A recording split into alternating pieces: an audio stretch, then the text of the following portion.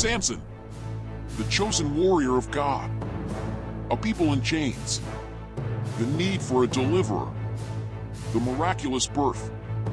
In a time of great darkness for Israel, long before the reigns of Saul and David, God's people were oppressed by the Philistines, a powerful nation dominating the region. Each passing year saw hope for liberation fading. Israel lived in submission, without a leader to guide them, without a hero to defend them. But in the midst of this despair, God chose to intervene in a miraculous way.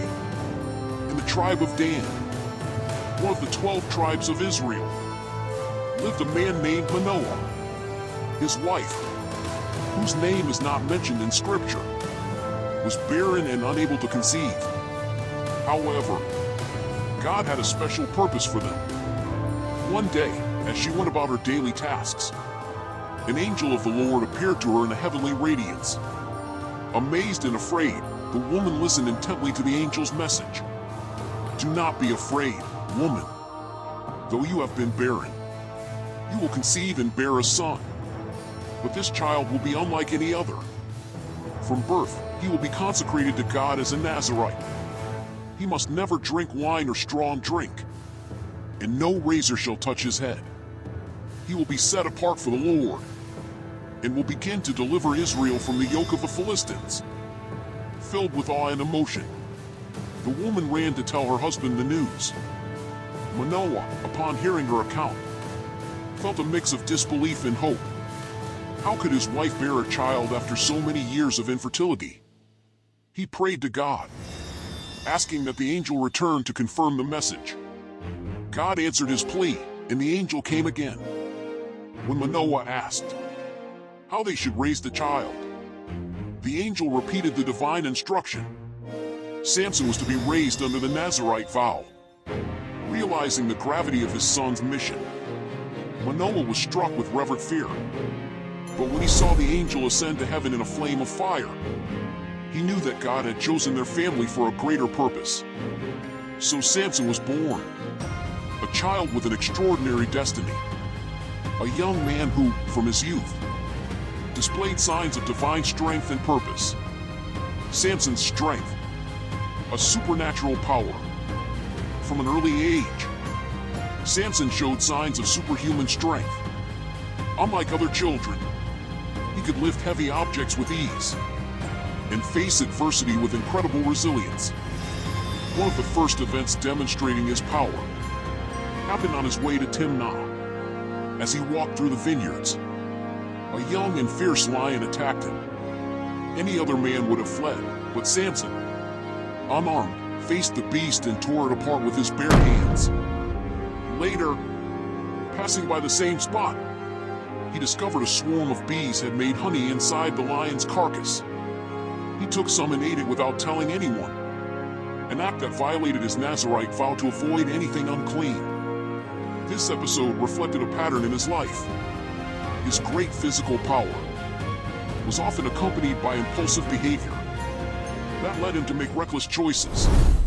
The wedding and betrayal, the start of a vengeful spiral. Samson fell in love with a Philistine woman in Timnah and decided to marry her, despite his parents' disapproval. During the wedding feast, he posed a riddle to the Philistine guests. Out of the eater came something to eat, and out of the strong came something sweet. Unable to solve it, the Philistines coerced his bride into revealing the answer. Fearing for her life, she betrayed Samson. When he learned of the deceit, his rage was explosive. He went down to Ashkelon, killed 30 Philistines, and took their garments to settle the bet. Humiliated, he abandoned his wife and returned home. Later, when he tried to reclaim her, he discovered that her father had given her to another man. Enraged, he tied torches to the tails of 300 foxes and released them through Philistine fields, destroying their crops. The Philistines retaliated brutally. They burned his wife and her family alive.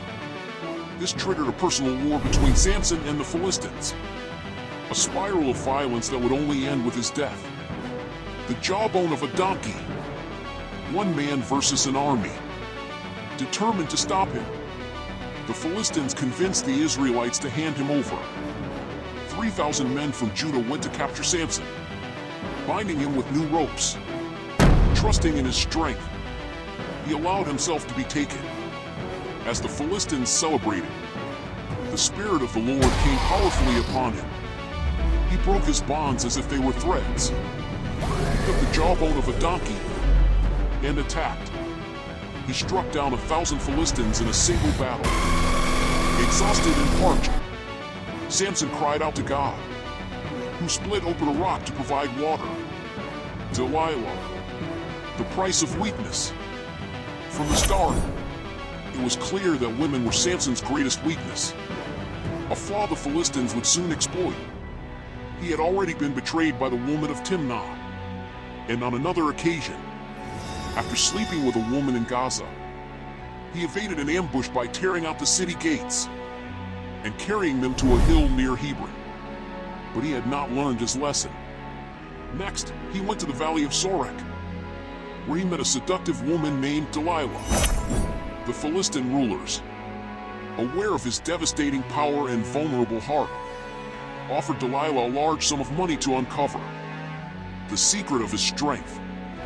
She accepted the bribe without hesitation, masking her treachery with feigned affection. Day after day, she manipulated him with tears, sweet words, and relentless pleading. Night after night, she pressed him, claiming to be hurt by his silence.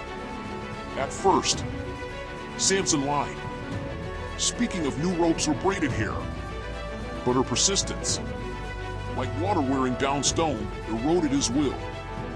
At last, emotionally drained and blinded by love, Samson revealed the truth. No razor has ever touched my head. If my hair is cut, I'll lose my strength and become like any other man. Delilah knew she had one. She lulled him to sleep on her lap, and as he rested, a servant cut off his 7 sacred braids. When she cried, "The Philistines are upon you," Samson awoke, but something had changed. Though he still looked like a warrior, his strength was gone. He tried to fight, but the Lord had left him. The Philistines seized him easily. They gouged out his eyes, blinding him physically and spiritually. They took him to Gaza, humiliated him, and forced him to grind grain like a beast of burden. He had fallen as low as a man could fall. But his story wasn't over.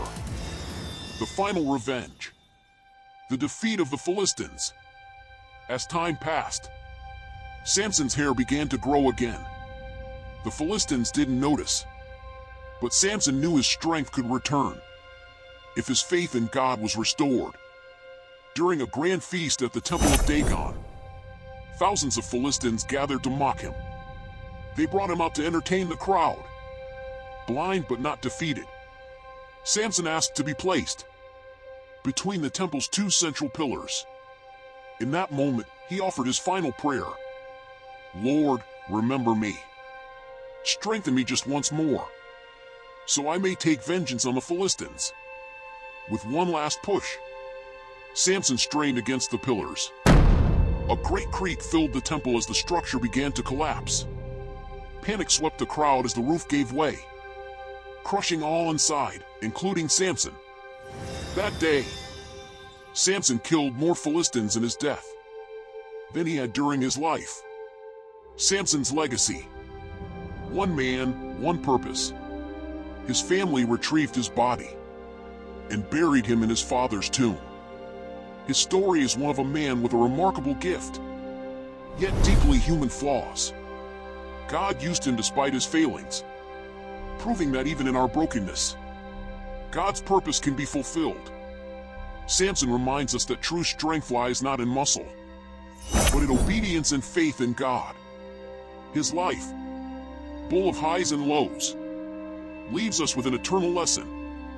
God can turn our weaknesses into his greatest victory.